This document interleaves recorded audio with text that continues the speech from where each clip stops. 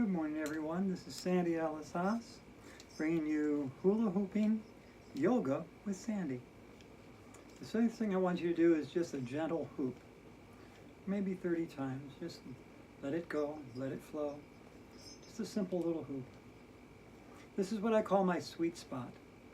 When I got this hoop from my friend at the Hot Topic, I brought it home and I did exercising with it every day at the beginning and end of my exercise sessions until after about 2 weeks I found my sweet spot. That's the spot that is just zen for me, where I can just hoop forever.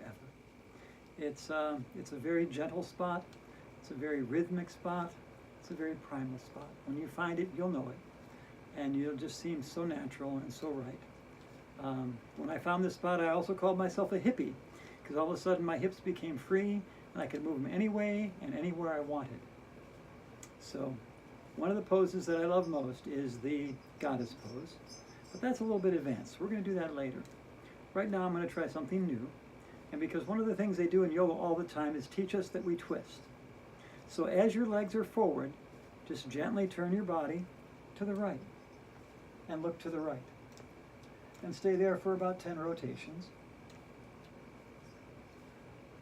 And then gently bring yourself forward. And that's a full body twist. That's something that we always do in yoga, and they're always finding new ways for us to do. So this is another way we can do it. And again, to the other side. Continue. Your feet are still facing forward, and only your body and your head are turning to the right. Turn to this side. And again, this is a full body twist with hula hooping. And you pull it right back forward. Now, if anything hurts, if anything is painful, don't do it. Listen to your body. Let your body teach you. Now we're going to do a little cat and cow. So just lean backwards, lean your shoulders back. Just gently, only as far as you can. And then come forward into our little cow.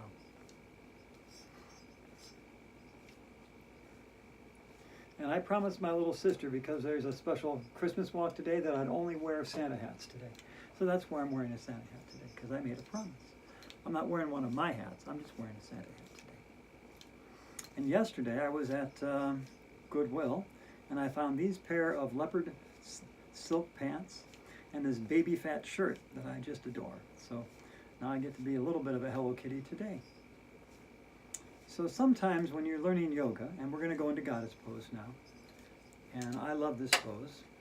This pose exercises everything. Arms are up like a little cactus.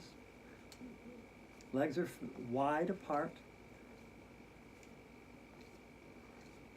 Again, never go farther than never let your knee go beyond your foot. So with this, you can stretch out a little more if you want to. When I talked to my yoga instructor, who's also my psychologist, and I told her my goddess pose, she said, that's good, but you can make it a little wider, can't you? So I'll make it a little wider this morning. Now, a long time ago, a friend of mine asked me if I'd ever learned Tai Chi because of how I moved. And I said, no, this is just how I naturally move. This was what feels right. So she took me to a Tai Chi class, and I saw what they did, and I learned a little bit more. And I thought, you know, these movements that they're doing is something that bodies normally, naturally want to do. So we need to listen to our bodies in all cases, in all ways. And for some reason, goddess pose just seems so good to me, personally.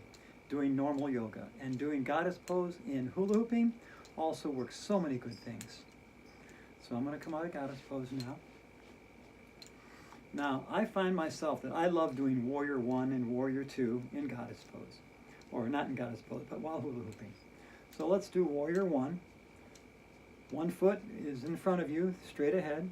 The other one's at a 30-degree angle, just slightly to the right.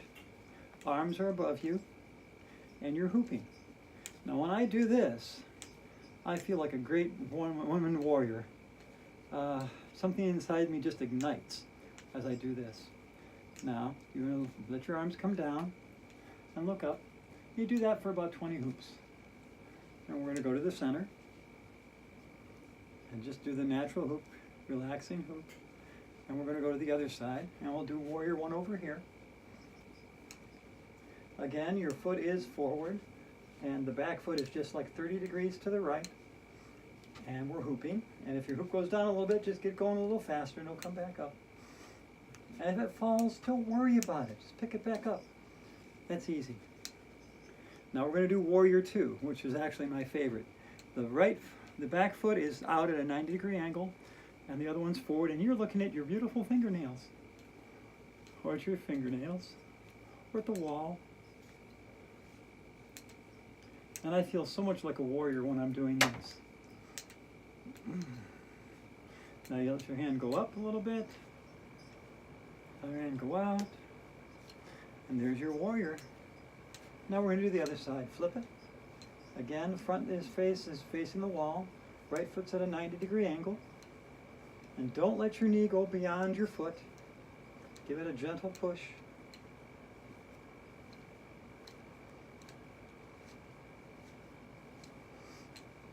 And so in my daily practice, I do 6.5 minutes of hula hooping at the beginning and ending of all my exercise programs. And what I wanted to give you today is 6.5 minutes of exercise you could do any day at the beginning or end of your exercise program. So I hope you enjoy this. I hope that you share it with others and subscribe. And you have a lovely day. Do your best exercise. Enjoy what you do and how you do it. Listen to your body and thrive on, girls. Thrive on.